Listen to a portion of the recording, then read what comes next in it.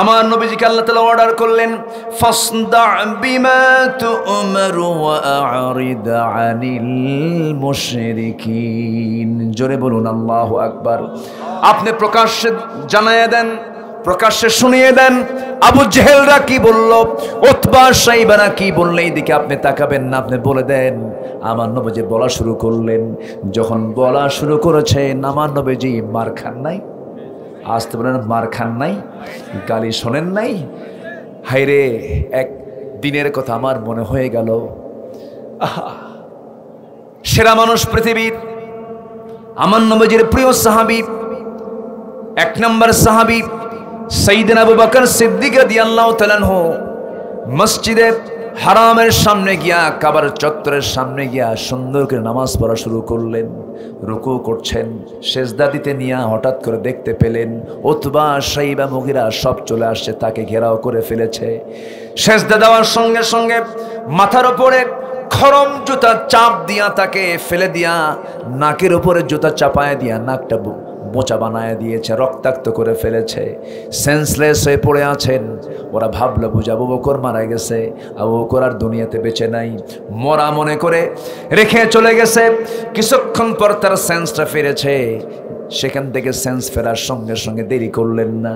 ওই নাক রক্তাক্ত অবস্থা নিয়ে কোনো মতো নিজে বাঁচার জন্য নয়, নিজের বাড়ির দিকে রওনা না দিয়া নবীর ঘরের দিকে রওনা দিলেন। দরজায় গিয়ে নক করলেন। দরজায় কড়াঘাত করে বলছেন, হুজুর দরজা খুলুন। আমি আবু বকর, দরজা খুলে দেওয়া হলো। রাসূল দেখেই বলছেন, আবু বকর তোমার চেহারার এমন অবস্থা হয়েছে কেন? নাকটা বোচা করে দিল কে? কি হয়েছে তোমার? সম্পূর্ণ কথাগুলো তাকে প্রকাশ করা হলো। সব যখন খুলে বললেন, রাসূল বলছেন, আবু বকর তাহলে তোমার তো খাদ্যের প্রয়োজন, রক্ত শূন্যতায় তুমি ভুগছো।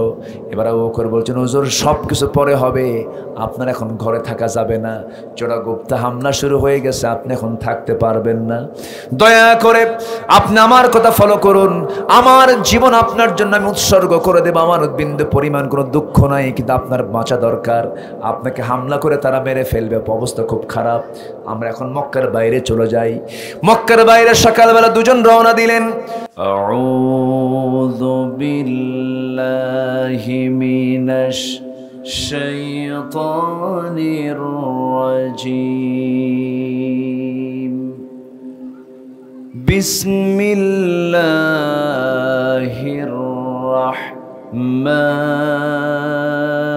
রাহমানির রাহিম।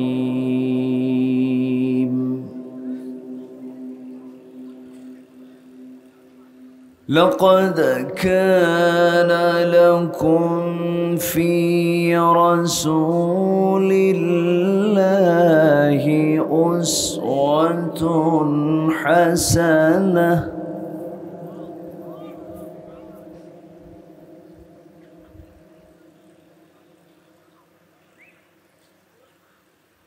أسوة حسنة لمن كان يرجو الله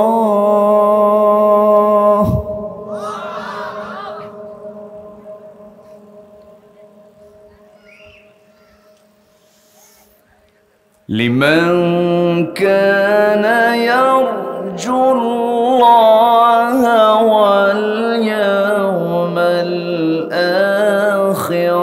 وذكر الله كثيرا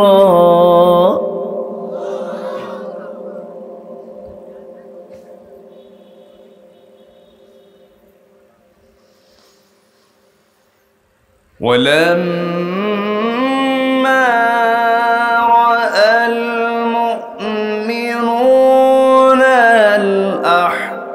الأحزاب قالوا هذا ما وعدنا الله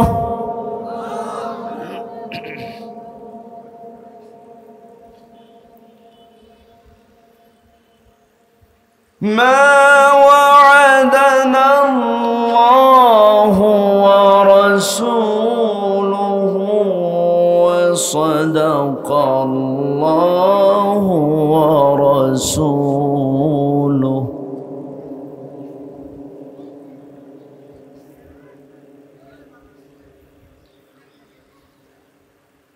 وما زادهم إلا إيمانا وتسليما.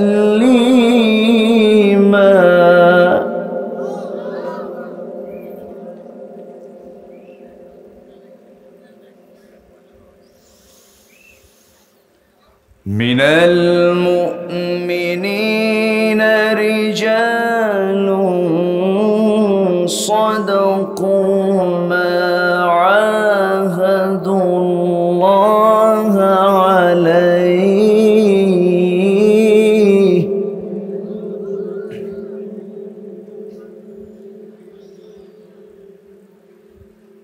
فمنهم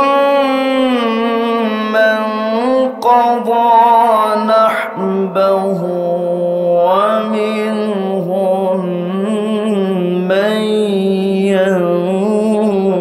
ينتظر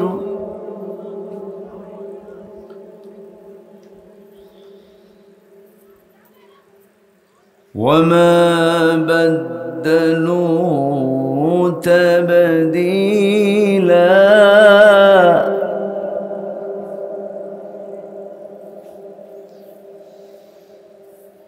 الله أكبر. بسم الله الرحمن الرحيم.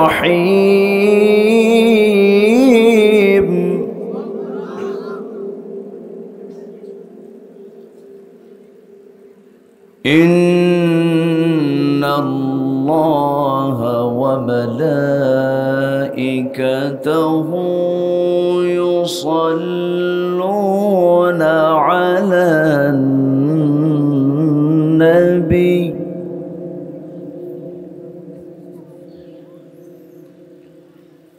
يا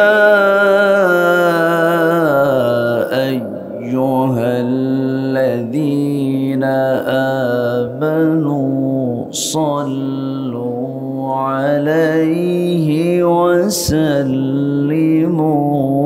تسليما.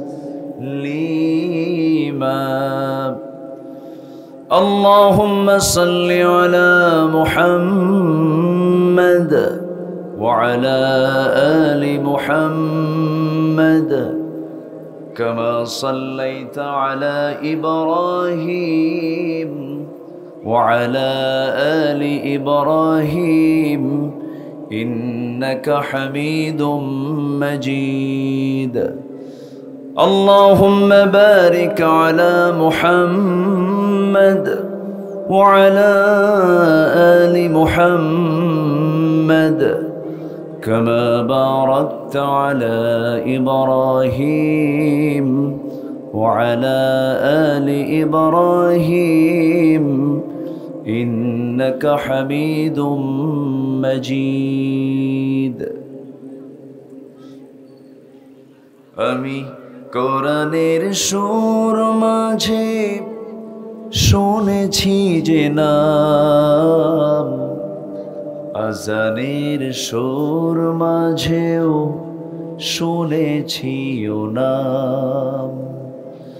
ও নাম শুনেছি আমি আমার হৃদয়। হে রাসূল নবীজি তোমায়, হে রাসূল নবীজি তোমায়।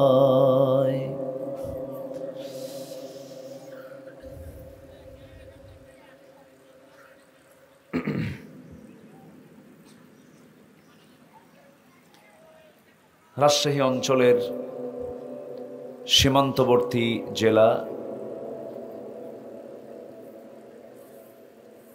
চাঁপাইনবাবগঞ্জের গোমস্তাপুর উপজেলার চৌডালা জহুর আহমদ মিয়া কলেজ মাঠে অনুষ্ঠিত দুদিনব্যাপী তাফসীরুল কোরআন মাহফিল 2024 মহতী সমাপনী দিবসের এই বরকতময় মাহফিলের সম্মানিত সভাপতি ইসলামী আন্দোলনের বলিষ্ঠ কণ্ঠস্বর আজকের প্রোগ্রামের সম্মানিত প্রধান অতিথি জনাব মাওলানা আবু যর গফারি হাফিজাহুল্লাহ,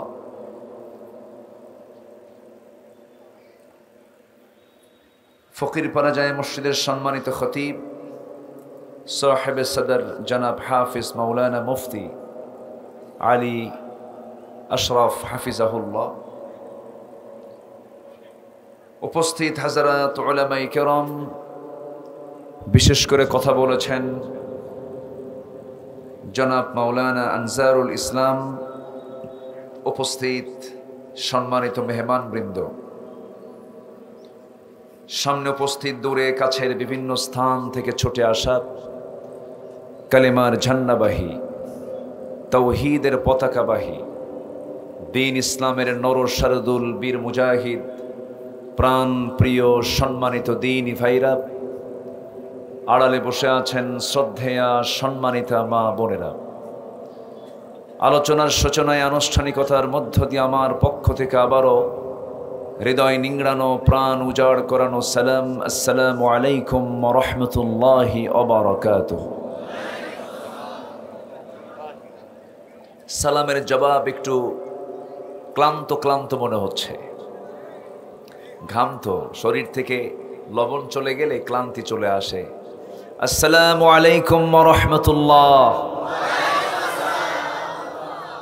এই ফ্যানটা বন্ধ করতে পারো, বন্ধ করতে পারো, উদ্ভট আওয়াজ। সবাই কেমন আছেন? আমারে উল্টা প্রশ্ন করলেন, এ তো মোহাব্বতের লক্ষণ। আল্লাহ তাআলা আমাকে আপনার মতোই আপনার কাতারেই রেখেছেন। বলি আলহামদুলিল্লাহ। হাজারো কাজের ফিরে ব্যস্ত সময়ে পাড়ি দিয়ে সারাটা দিন ঘর্মাক্ত দেহ নিয়ে স্ব কাজের ব্যস্ততা পাড়ি দিয়ে যখন একটু স্বস্তি দেবার জন্য, স্বস্তি নেবার জন্য নিজের আরামের নিড়ে গিয়ে ক্লান্তি দূর করার জন্য যখন বিছানার দিকে চলে যাবার সময় হয়েছে, ঠিক সেই সময় বসে আছেন কোরআনের টানে জান্নাতের বাগানে।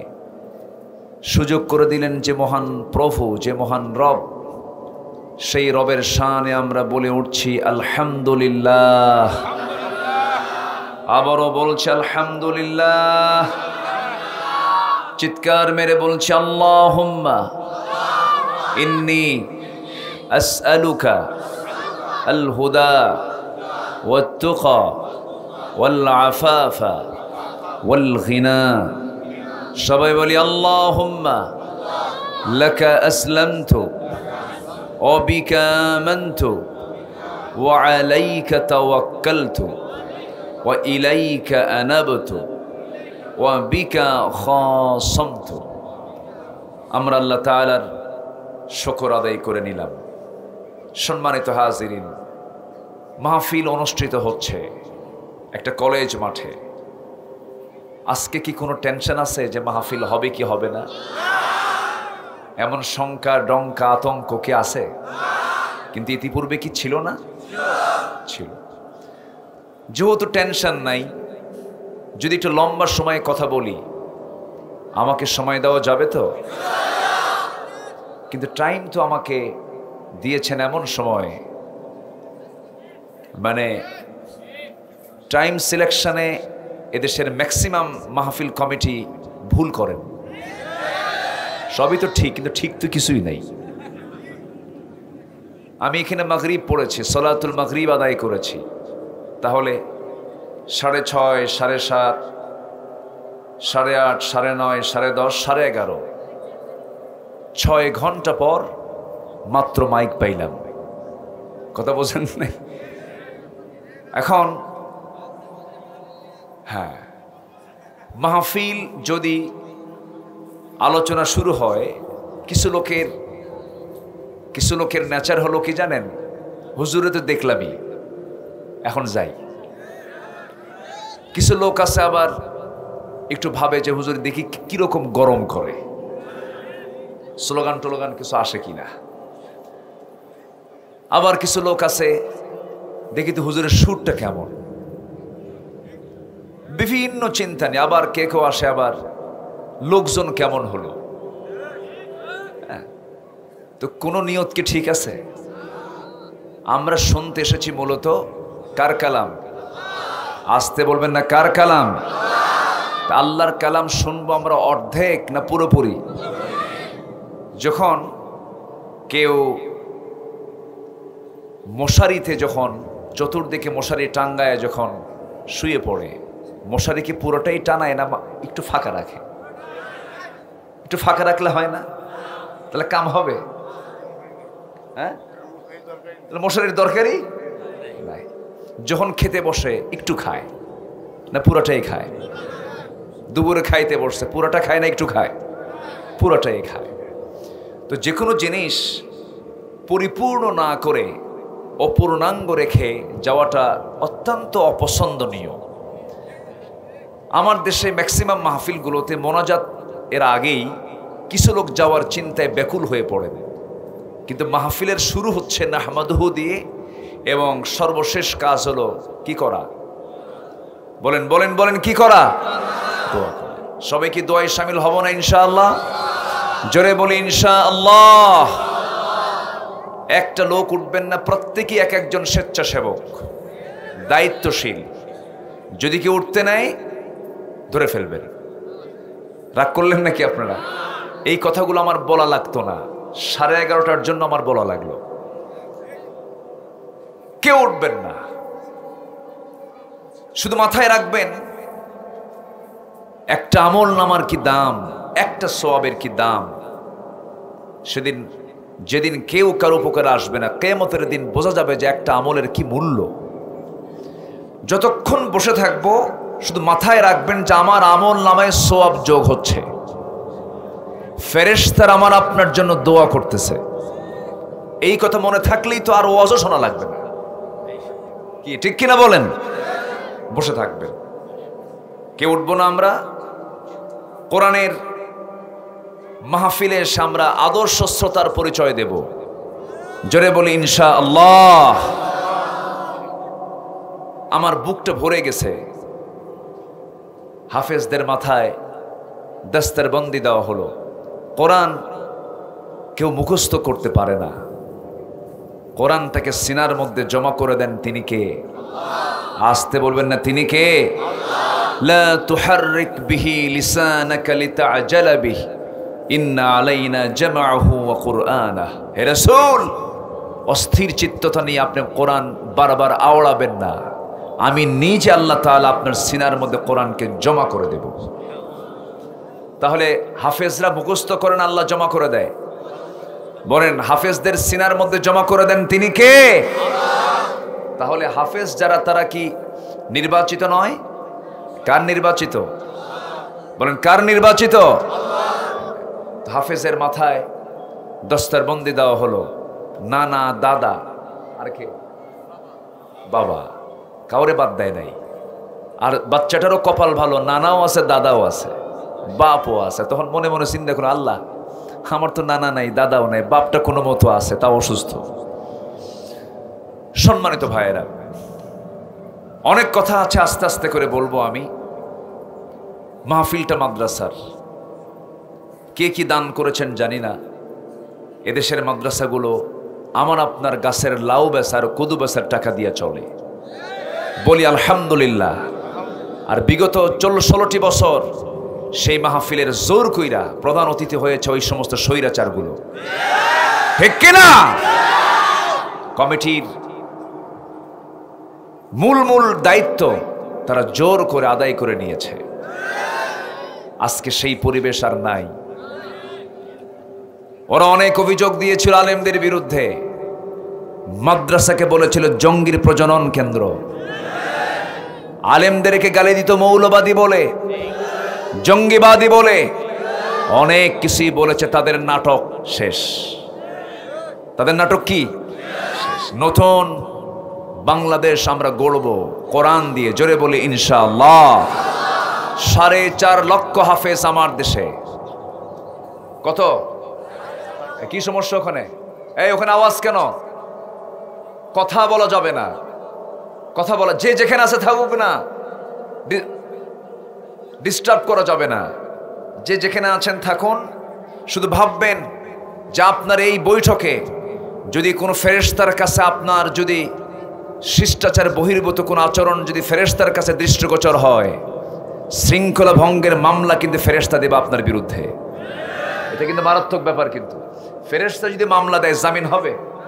জামিন হবে না। সবাই নিজ নিজ দায়িত্ব আমরা পালন করব, কেউ কারো অসুবিধা করে কোনো কাজ করব না। জোরে বলি ইনশাআল্লাহ। সম্মানিত ভাইয়েরা, আমাকে অত্র প্রতিষ্ঠানের মুহতামিম তিনি বলেছেন, হুজুর আপনার মুখ থেকে যদি শুধু 2 মিনিট একটা ওয়ার্ড, আপনি একটা বাক্য যদি আপনি বের করেন, কেউ রাগ করবে না। বললাম কি কথা? শুধু বলবেন জন প্রতি জন 100 টাকা করে মাদ্রাসায় দিয়া যায়। দেখছেন কি চালাক। কই মোহাম্মদ সব কই গেল? আমারে বলতেছে, আমার আগের মেহমান উনি অনেক লম্বা সময় ধরে কালেকশন করেছেন। আমরা এমন দেশ দেখতে চাই, সরকারি টাকায় এই মাদ্রাসা চলবে একদিন। জোরে বলি ইনশাআল্লাহ। আপনাদের কাছে আমরা চাইতে যাব না।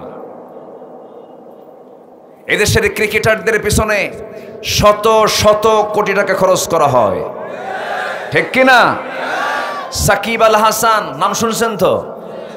কপালটা এমন, এমপিগিরি করতে পারলো না বেচারি, ঠিক আছে না? ব্যবসা করতে নিয়েছিল।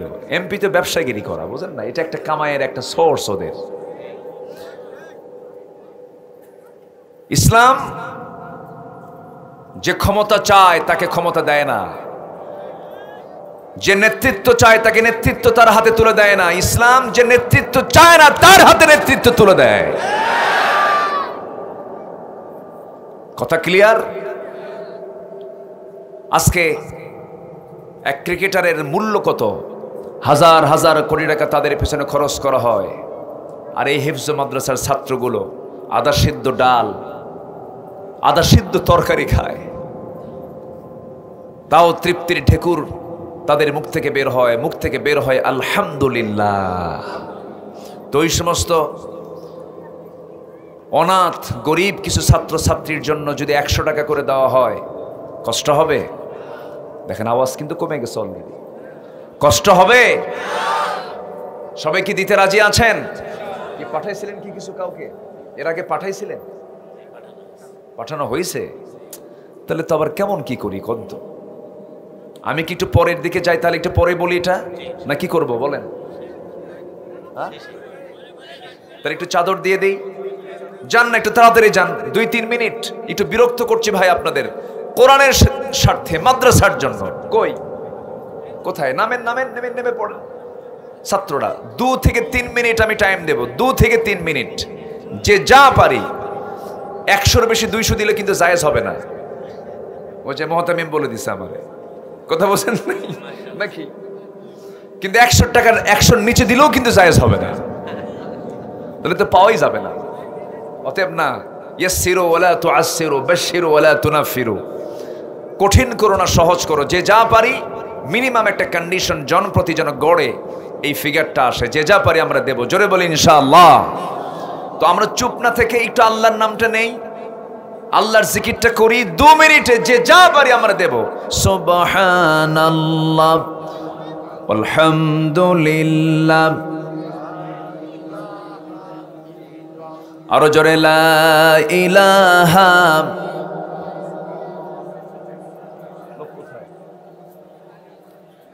চরম ব্যর্থতা আপনাদের।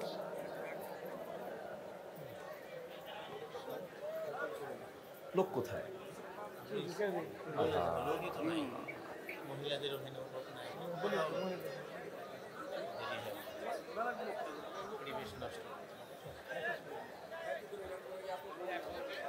একশো জন লোক থাকা লাগতো। 100 জন কোথায়?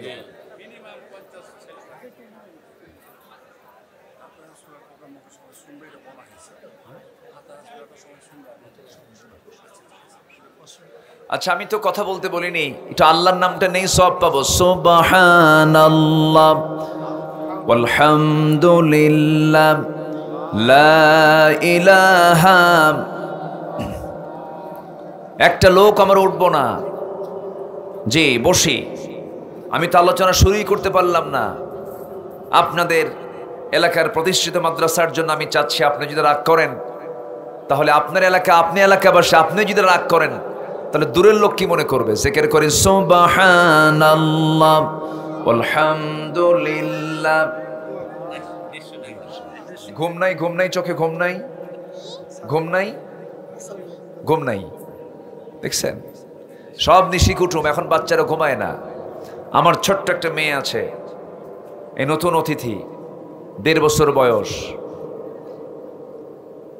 ও রাত 3টায় ঘুমায়।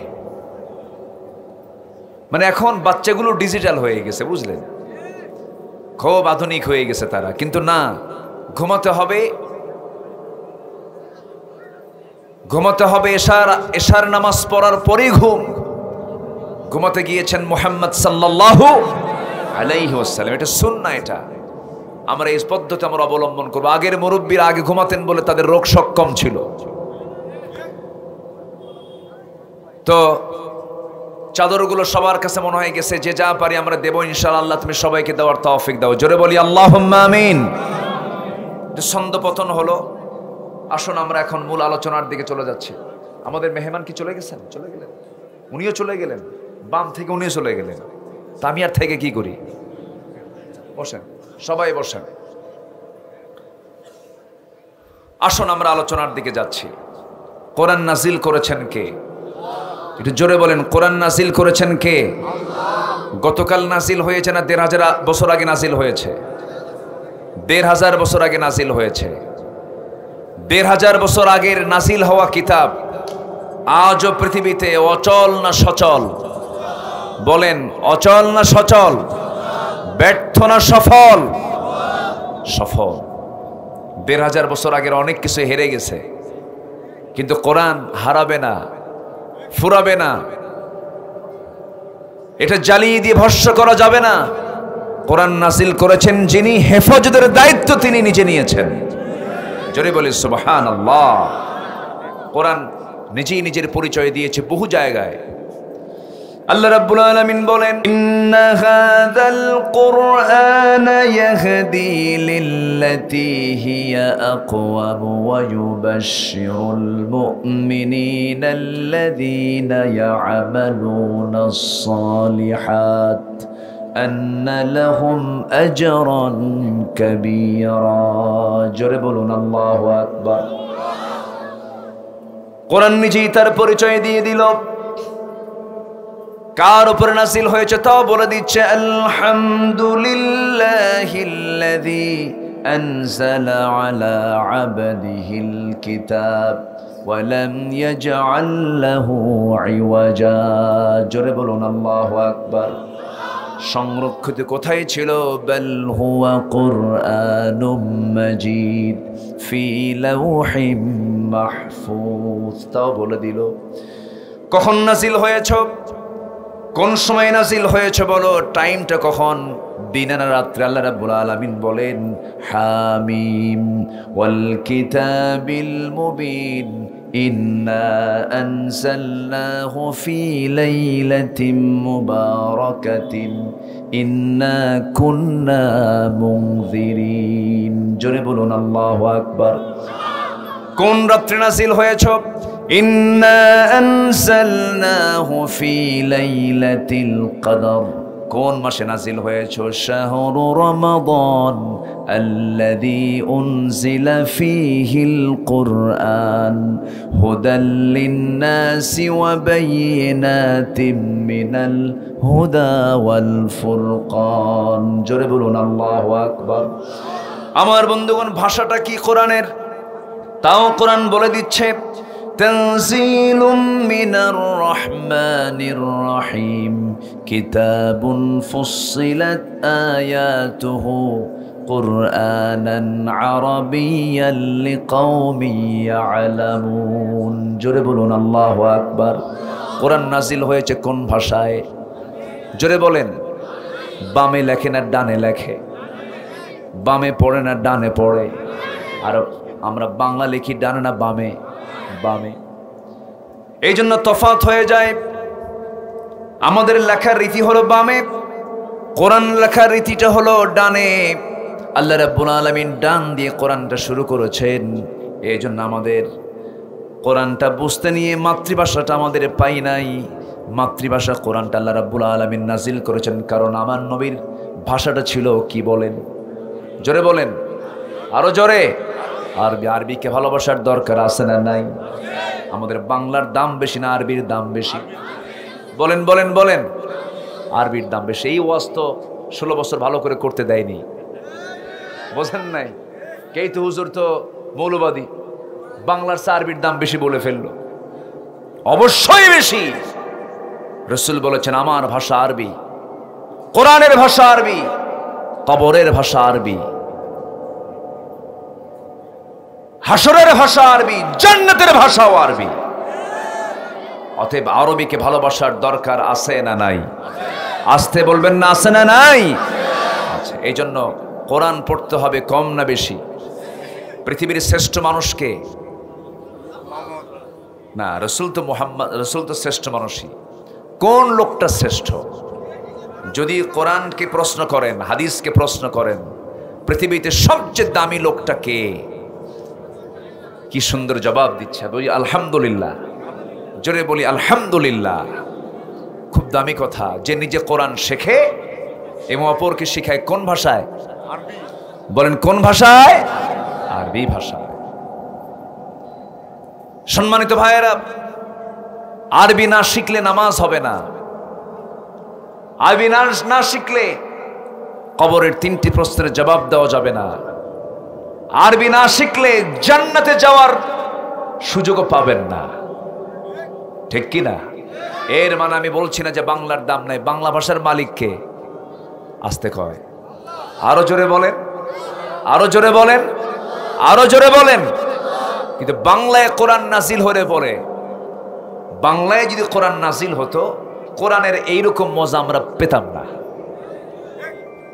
লিকাওমি ইয়ালামুন, মানে মানুষ যেন সহজেই কোরআনটাকে বুঝতে পারে। এই জন্য আমি কোরআনটাকে আরবিতে নাজিল করেছি। ইন্না আনজালনাহু কুরআনান আরাবিয়্যান লাআল্লাকুম তাআকিলুন। সূরা ইউসুফ আল্লাহ তাআলা এটা স্পষ্ট করে দিয়েছেন। তাহলে কোরআন বাংলায় নাজিল হলে এরকম করে বোঝা যেত না যেমন করে কোরআন আরবিতে নাজিল হয়েছে বলে। তাহলে কোরআন আমরা বুঝতে চাইলে আমরা বুঝবো, কোরআনকে বুঝবো কোরআনের ভাষা দিয়ে। জোরে বলি ইনশাআল্লাহ। এর জন্য মাদ্রাসায় পড়ার দরকার আছে না নাই? আসতে বলবেন না, আছে না নাই? তবে ডাক্তার হওয়ার দরকার নাই, আসতে বলে।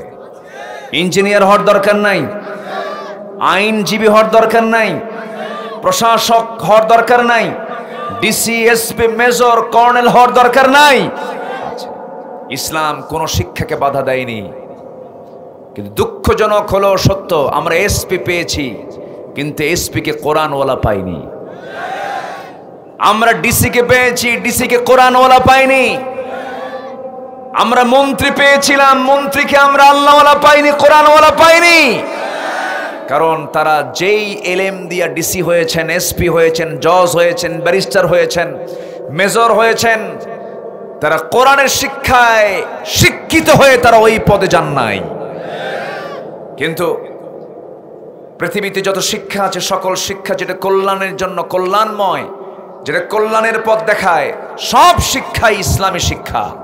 কিন্তু সব শিক্ষার মাঝে কম্পালসারি করতে হবে একটা সিলেবাস, একটা বই আল্লাহর পক্ষ থেকে। সেটা কোন সিলেবাস? আরো জোরে বলেন, আরো জোরে বলেন। কোরআন। এই কোরআনকে নিভিয়ে দেবার জন্য বহু চেষ্টা করেছে একটা অপশক্তি। কোরআনের যারা জ্ঞানবান, এই বিগত 16 বছর তাদের উপরে, সে আলেমদের উপরে জুলুম নির্যাতন কম ছিল না বেশি ছিল? কম ছিল না বেশি ছিল? বেশি ছিল।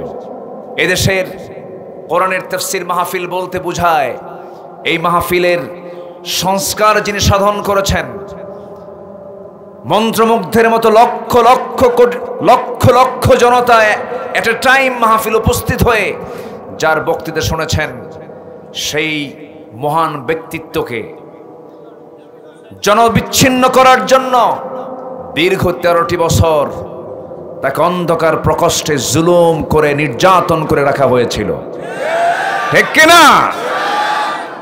যারা করেছে তারা কি সমাজে চেয়েছিল কোরআন জারি হোক, কোরআন প্রতিষ্ঠিত হোক? চাইনি বলেই তাদের এই লক্ষণ আমরা দেখতে পেয়েছি। শুধু এক সাইডই নয়, হাজারো আলেম ওলামা জেলখানায় পৌঁছেছিল।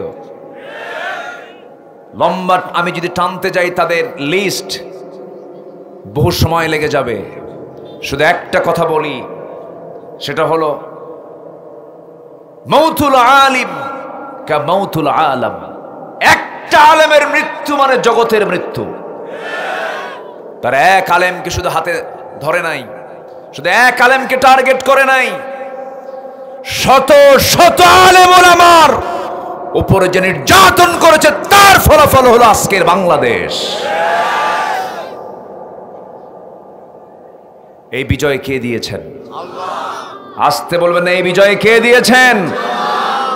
বিজয় আসে কার পক্ষ থেকে? নাসরুম মিনাল্লাহি ওয়া ফাতহুন করিব। বিজয় আসে কার পক্ষ থেকে? ছেলেগুলো, ছাত্রগুলো কি আন্দোলন করলো চিন্তা করেন। বুকে সাহসটা দিল কে? স্বরাষ্ট্রমন্ত্রীর সামনে পুলিশ বলে, স্যার এই যে দেখেন ছবি দেখেন, গুলি করি একটা, পরে একটা, কিন্তু নড়ে না কেউ, সামনে আরো আগায় আসে। এই দিলের ভিতর থেকে চুল পরিমাণ ভয়টাকে আশ্রয় না দিয়ে আল্লাহ তাআলা তাদের দিলের মধ্যে দিয়েছেন পাহাড় সমান সাহস। কে দিয়েছেন? আল্লাহ দিয়ে। এই বিজয় দিয়েছেন কে? এই বিজয়কে আমরা ধরে রাখবো। জোরে বলি ইনশাআল্লাহ, জোরে বলি ইনশাআল্লাহ।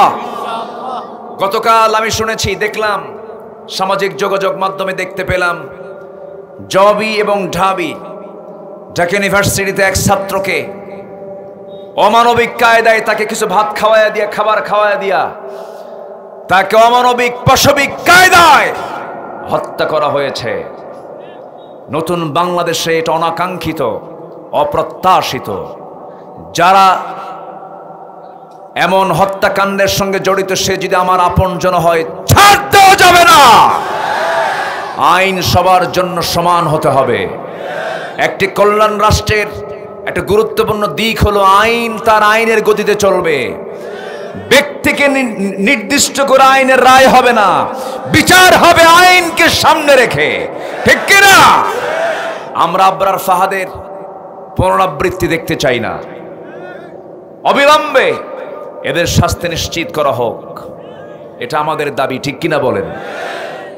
সম্মানিত ভাইয়েরা, এই হাজার হাজার তৌহিদি জনতার আজকের এই মাহফিল, সম্মানিত বন্ধুগণ, এই মাহফিল প্রমাণ করে আগামীর বাংলাদেশ কোরআনের বাংলাদেশ। এই জমিনে কোরআনের রাজ কায়েম হোক। সবাই কি চান? সবাই কি চান? দুহাত উঁচু করে আকাশের মালিককে সাক্ষী বানায় হাত দুটো উঁচু করে দেখায় দেন।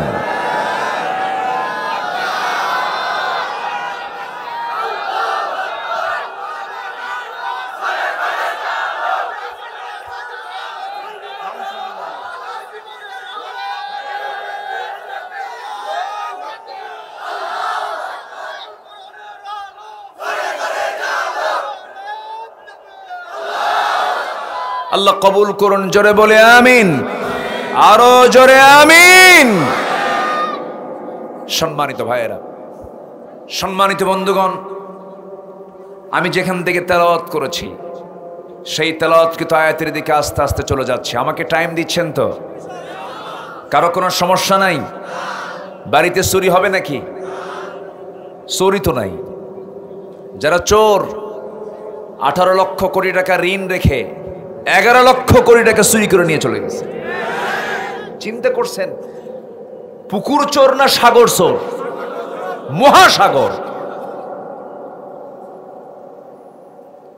সম্মানিত ভাইয়েরা, সম্মানিত বন্ধুগণ, একটু কান লাগাই।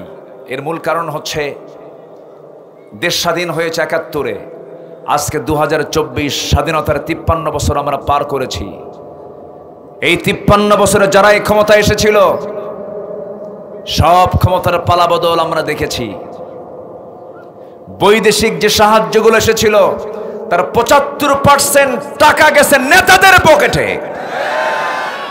আমরা ওই সমস্ত চোরদেরকে আর নেতার আসনে দেখতে চাই না, ঠিক কিনা বলেন? আমরা দেখতে চাই সেই নেতাকে যে নেতার চেহারার দিকে তাকালে আমার রসুলের কথা মনে হয়ে যায়। রাগ করতেছেন নাকি আপনারা? ইমাম কি নেতা হতে পারে না? ইমাম কি নেতা হতে পারে না? সম্মানিত ভাইয়েরা, আমাদের সমাজে এক শ্রেণীর মুসলমান, নামধারী কিছু মুসলমান আছে যারা আল্লাহকে মানতে চায় শুধু আসমানে, জমিনে তাদের রব হচ্ছে মানুষ, ঠিক কিনা? আইন কয় প্রকার? একটা কার আইন, আরেকটা কার আইন? মানুষের আইন। তাহলে মানুষ যদি আইন বানায়, যে মানুষটা আইন বানালো সে রব, সে কি? সে এক রব। তাহলে আইন মূলত কার হবে? আল্লাহ। যারা আল্লাহকে আসমানে মানে, জমিনে মানুষের তৈরি করা আইনকে মানে, তাদের রব কয়জন? তাদের রব কয়জন? ঈমান আছে না গেছে? অতএব আমাদের রব কয়জন? আমরা আইন মানবো কার? দুইটা না একটা? সে আইন হবে কার আইন? আল্লাহর আইন। ক্লিয়ার কথা? কথা কি ক্লিয়ার? নামাজ পড়লে লাভ হবে? যারা দুই আইনকে মানবে, যারা দুই রবকে মানবে, নামাজ পড়লে লাভ হবে, হজ করে লাভ হবে, যাকাত দিয়ে লাভ হবে, দান সদকা করে লাভ হবে। এত বড় দাড়ি বানায় আবার কাটে, আছে কি না? কয় নাম্বার ধনী? 1 নাম্বার ধনী, 1 নাম্বার চোর, ঠিক কিনা? লজ্জায় মাথা নিচে হয়ে যায়, লজ্জায় মাথা নিচে হয়ে যায়। 1 নাম্বার ধনী, 1 নাম্বার চোর। রাগ করতেছেন? পাসপোর্ট নাই, কই যাবে? উঠছে নৌকায়। উঠছে কোথায়? সারা রাত ঘুরছে, কুল কিনারা খুঁজে পায় না। ধরা পড়ছে, সে পরে পড়ছে ধরা। আগে একজন ধরছে, একজনকে ধরার পর তাকে ধরে নিয়ে চলে যাচ্ছে, অনেক দূর চলে গেছে। বলে, তুমি আমার একা নিয়ে যাও কেন? ওই যে দরবেশ বসে আছে। কথা বলেন, দরবেশ কই? মুখে তো দাড়ি নাই, তো দাড়ি কাটছে, চুল কালো বানাইছে। আমার কথা কি বোঝা যায়? যায় বোঝা? আমার কথা বোঝা যায়? তাহলে যারা দাড়ি কাটে আবার দাড়ি রাখে, তারাই তো ধর্মের ব্যবসায়ী। আমরা কাটার জন্য রাখি নাই, নবীজির মুহাব্বতের জন্য রেখে দিয়েছি। আবার পালানোর জন্য বোরকাও পরে। তারা পালানোর জন্য বোরকা, দাড়ি কাটে, আবার এহরামের কাপড়ও পরে, ঠিক কিনা? তাহলে এহরামের কাপড়কে, দাড়িকে, বোরকাকে এরা পুঁজি বানিয়ে তারাই ধর্মের নামের ব্যবসা করতেছে, ঠিক কিনা বলেন? সম্মানিত ভাইয়েরা, আবার আরেকজন দাঁড়িয়ে রাখলো কানাই ঘাটে। সিলেটবাসীকে ধন্যবাদ জানাই, বিসি শুদ্ধ আউট করছে। জানেন না আপনারা? বিসি নাই। কি কথা বোঝা যায়? কি ধমকি, কি টকশো দেখি মারামারি, মেজাজ কি? সে নিজে বলে, আমি নিজেকে গর্বিত মনে করি আমি সাইদির বিরুদ্ধে ফাঁসির রায় দিয়েছি। অহংকার টেকসই হয় না। কলার পাতার উপরে শুয়েছিল, মুখে দাড়ি লম্বা। বলা হলো, কি ব্যাপার? কে পার হতে চাইছে কিন্তু পার হতে পারলাম না, আমার টাকা ছিনতাই করে নিয়ে চলে গেছে। 60 থেকে 70 লাখ টাকা সে নিয়ে চলে গেছে একসাথে। এরপরে বললো, আমি একজনের ঘুষ দিলাম। কি দিলাম? মানে ঘুষ মানে টাকা দিয়ে সে পার হয়ে যাবে, সীমান্ত বর্ডার পার হবে। পার তো করেই দিল না, শেষ পর্যন্ত আমার সকল কিছু ছিনতাই করে নিয়ে চলে গেছে। সম্মানিত ভাইয়েরা, সম্মানিত বন্ধুগণ, উদাহরণ দেবার জন্য জালিমদের আর ফেরাউনের কাছে যাওয়া লাগে না। আমার দেশেই ফেরাউন কিছু তৈরি হয়ে গেছে, ঠিক কিনা? 5 আগস্টে নিজের চোখে দেখা যুবক যারা দেশকে গড়ত, মুগ্ধকে তারা মেরেছে, আবু সাইদকে তারা মেরেছে। আবু সাইদ মুগ্ধদের রক্তকে আমরা বৃথা যেতে দেব না। কোন সন্ত্রাসীদের স্থান আমরা বাংলার জমিনে রাখবো না। এটা সন্ত্রাস মুক্ত, চাঁদাবাজ মুক্ত, জুলুম মুক্ত একটি দেশ, কল্যাণ রাষ্ট্র আমরা দেখতে চাই। জোরে বলে ইনশাআল্লাহ। এর জন্য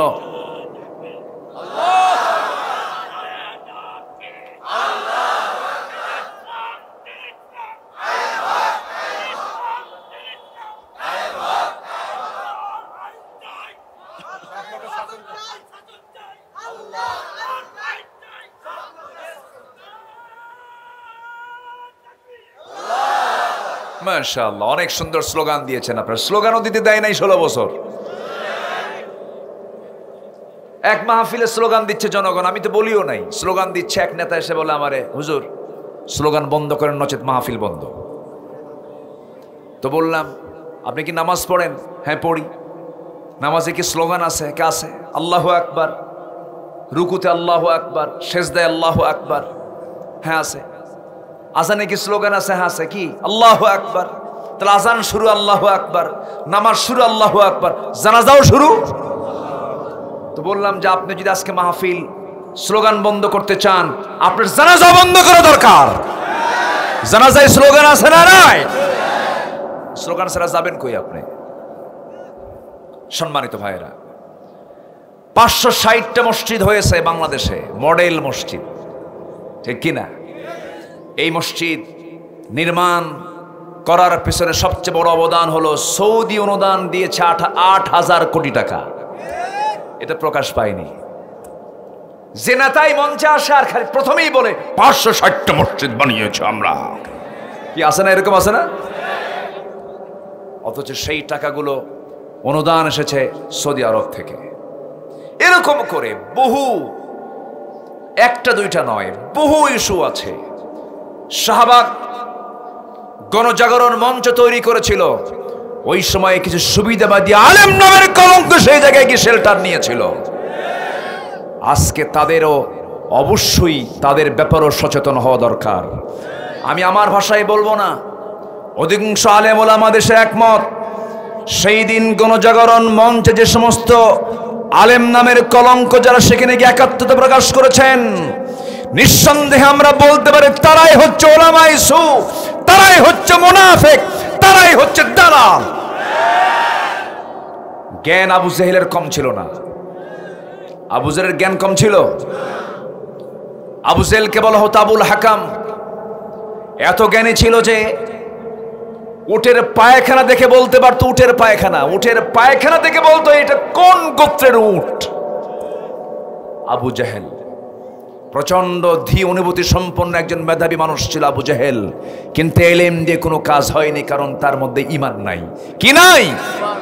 আবার কিছু মুনাফিক আমার নবীর পিছনে নামাজ পড়তো, ইক্তেদা করতো, তারা ছিল মুনাফিক।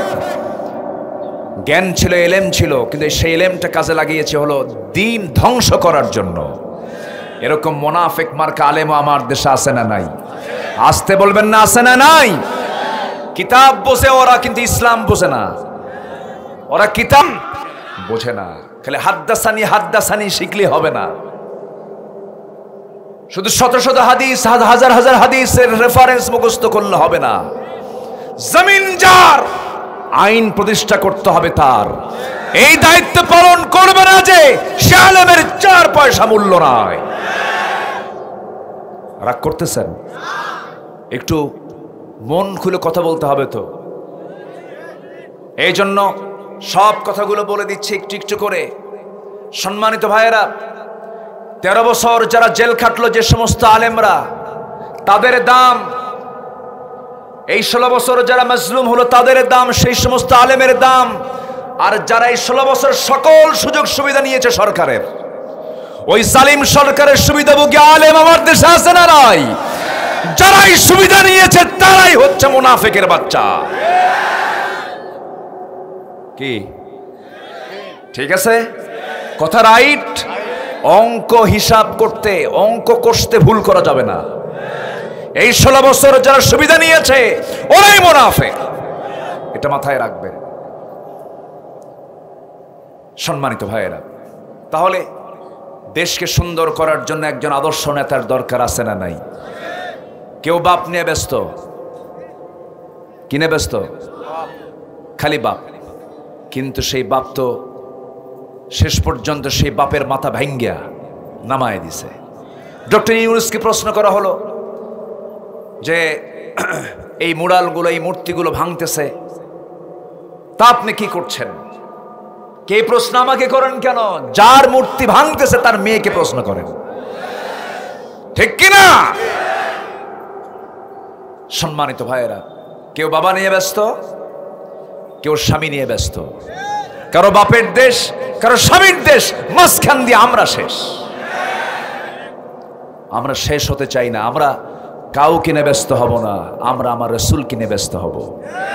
জোরে বলি ইনশাআল্লাহ। আমার নেতা অপ্রস্তুত না প্রস্তুত? আমার নেতা আছে না নাই? আমার নেতা তৈরির জন্য কোনো চিন্তা করা লাগবে না, আল্লাহ নেতা বানায় দিয়েছেন। মুহাম্মদুর রাসূলুল্লাহ, মুহাম্মদুর রাসূলুল্লাহ। এই ওঠে কেন? এই বসেন। ওষুধ যদি বাচ্চা না খেতে চায়, মা কি করে? বাচ্চা খায় না ওষুধ, জ্বর 100 ডিগ্রি তাও খায় না, 2 হাত আর 2 পা জোর করে শক্ত করে ধরে খা। বোঝেন নাই? বসেন। এই ধমকের মধ্যে মোহাব্বত আছে, রাগ করেন না, একটু বসেন। আমাদের নেতা কয়জন? এই নেতা কে বানিয়ে দিয়েছেন? বলেন, কে বানিয়ে দিয়েছেন? আল্লাহ তাআলা। আজ থেকে 1500 বছর আগে আল্লাহ রাব্বুল আলামিন নবীর শানে জানিয়ে দিলেন সূরাতুল আহজাব থেকে। আমি তেলাওয়াত করেছি 21 নম্বর আয়াত, বাড়িতে গিয়ে মিলায় নিবেন। কয় নম্বর আয়াত বলেন? সূরাতুল আহজাব 21 নম্বর আয়াত। লাকাদ কানা লাকুম ফি রাসূলিল্লাহি উসওয়াতুন হাসানাতুন লিমান কানা ইয়ারজুল্লাহ واليوم الآخر وذكر الله كثيرا। জোরে বলুন আল্লাহু আকবার। তোমাদের জন্য উত্তম আদর্শের বাস্তব নমুনা কেউ নয়, শুধুমাত্র একজনকে আমি উসওয়ায়ে হাসানা করেছি, তিনি হচ্ছেন মুহাম্মদুর রাসূলুল্লাহ সাল্লাল্লাহু আলাইহি সাল্লাম, যার জীবনে একটা ভুল ছিল না, একটা কালিমা ছিল না, একটা দাগ ছিল না। এই যে ছোট্ট ছোট্ট শিশুরা বসে আছে, এই ছোট্ট শিশুর পাশে যখন রাসূল বসে যেতেন, যখন ওই শিশুগুলোর যখন রাসূলকে দেখতে পেত, তাদের আকর্ষণীয় খেলা ছেড়ে দিয়ে তারা নবীর সঙ্গে খেলায় ব্যস্ত হয়ে পড়ত। নবী যখন স্ত্রীর মাঝে যেতেন, স্ত্রীরা রাসূলকে খুব মোহাব্বত করতেন, রাসূলও তাদেরকে খুব মোহাব্বত করতেন, স্বামী হয়ে যেতেন, তাদের আদর্শ স্বামী হয়ে যেতেন। আমার নবীজির আদর্শ আল্লাহ রাব্বুল আলামিন এত পুত পবিত্র করে দিয়েছেন যে যার জীবনে একটা ভুল নাই, যিনি কোনো এক চুল পরিমাণ কোনো গুনাহ করতে পারে, গুনাহ করেন নাই, গুনাহমুক্ত রেখে দিয়েছেন কে বলেন? আল্লাহ রেখে দিয়েছেন। সম্পূর্ণ মাসুম ছিলেন, যার জীবনে একটা মিথ্যা কথা ছিল না, অযাচিত কোনো কথা তার মুখ থেকে বের হয় নাই কোনোদিন, একটা মিথ্যা কথা বের হয় নাই, অপ্রাসঙ্গিক কথা বের হয় নাই, অপ্রয়োজনীয় কথা বের হয় নাই। এমনকি আমার নবীজি কৌতুক করে একটা মিথ্যা কথাও কোনোদিন বলেন নাই। আমার নবীজির জীবন একটা রেকর্ড, এই রেকর্ড পৃথিবীর কোনো মানুষ ভাঙতে পারবে না। যদি প্রশ্ন করা হয় আদম থেকে শুরু করে নিয়ে আজ পর্যন্ত কোন ব্যক্তির জীবনে একটা মিথ্যা কথা নাই, মুখ থেকে বের হবে, তার কার নাম বলেন? মুহাম্মদ সাল্লাল্লাহু আলাইহি ওয়াসাল্লামের নাম। কি চরিত্র ছিল! বাচ্চাদের সঙ্গে যখন খেলতেন, বাচ্চারা সব কিছু ভুলে যেত, নবীর সঙ্গে খেলায় ব্যস্ত হয়ে পড়ত। নবীজি বাচ্চাদের আদর করতেন এবং রাসূল নিজে ঘোষণা দিয়েছেন, মাল্লাম ইয়ারহাম সাগীরানা, যে ছোট ছোট বাচ্চাদেরকে স্নেহ করবে না, বড়দেরকে সম্মান করবে না, সে আমার উম্মতি না। আমার নবীজি বাচ্চাদের সঙ্গে ঘন্টার পরে ঘন্টা সময় দিতেন। আম্মা জান আয়েশা মাঝে মাঝে বলতেন, আমার নবীজির কলিজার টুকরো নাতি হুসাইন নবীর কোলে মাঝে মাঝে বসে থাকতো, ঘন্টার পরে ঘন্টা চলে যেত। আম্মা জান আয়েশা বলেন, আমার কাছে মনে হতো আমার চাইতে রাসূল হুসাইনকে সবচাইতে বেশি সময় দিতেন। জোরে কোন সুবহানাল্লাহ। আমার নবীজি হুসাইনকে নিয়ে একদিন মসজিদ নববীর ভিতরে বসে আছেন। সিরাত গ্রন্থে এসেছে, সিরাতের মাস, নবীজির জন্মের মাস, নবীজির মৃত্যুর মাস, এই মাসে নবীজির জীবন থেকে হালকা কিছু কথা বলা দরকার। আমার নবীজি বসে আছেন, কোলের মধ্যে শিশু হুসাইন বসে আছে। নবীজি বলছেন, না না কি করো, কি খাইছো? কেই খাইছি না না। গল্প করতে করতে হঠাৎ করে আমার নবীজি লক্ষ্য করেন বাবে জিবরিল দিয়া।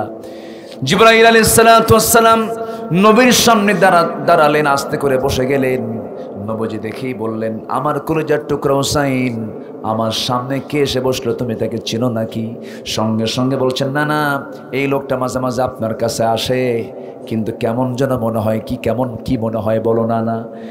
এই লোকটা মাঝে মাঝে আপনার সাথে দেখা করার জন্য আসে। এত সুন্দর তার মাথার চুল, কালো কালো কেশ, ফ্রেশ তার কাপড় চোপড়, শুধু চট করে আসে, চট করে চলে যায়। লক্ষণ আমার কাছে ভালো মনে হয় না। কেন, কি হয়েছে? সকল সাহাবী আপনার সঙ্গে যখন দেখা করতে আসে কেউ খালি হাতে আসে না। এই জাহালে সুফার সদস্যরা না খেয়ে থাকে, খেজুর নিয়ে আসে, কেউ আঙ্গুর নিয়ে আসে, বেদানা নিয়ে আসে, উটের গোশত নিয়ে আসে, উটের দুধ নিয়ে আসে। কিন্তু এই সাহাবী মাঝে মাঝে আপনার কাছে আসে, শুধু খালি হাতে আসে, খালি হাতেই চলে যায়। একটু কৃপণ মার্কা সাহাবী। আমার নবীজি মুস্কি মুস্কি হাসি মেরে বলছে, না না, তুমি মেহমান কেমন করে বলতে পারো না?